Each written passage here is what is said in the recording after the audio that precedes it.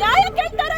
ನಾವೇನು ಇಲ್ಲಿ ದೌರ್ಜನ್ಯ ಮಾಡ್ತಾ ಇಲ್ಲ, ಏನು ಮಾಡ್ತಾ ಇಲ್ಲ. ನ್ಯಾಯ ಕೇಳ್ತಾ ಇರೋರ್ನ ಈ ತರ ಅರೆಸ್ಟ್ ಮಾಡ್ಕೊಳ್ಳೋದು ಎಷ್ಟು ಸರಿ? ಈ ಕಡೆ ಕ್ಯಾಮ್ರಾ ನೋಡ್ರಿ.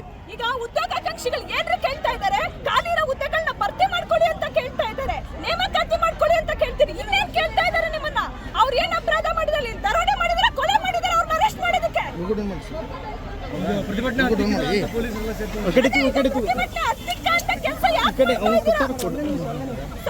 ಅಕ್ಷಯ್ ಯಾಕೋ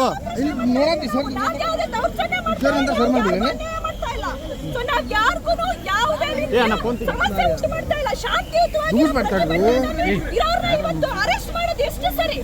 ಉತ್ತರ ಕೊಡಿ ಪೊಲೀಸ್ ಇಲಾಖೆ. ನಿನ್ನೆ ಪರ್ಮಿಷನ್ ಕೊಡಲ್ಲ ಅಂತ ಹೇಳಿದ್ದಾರೆ.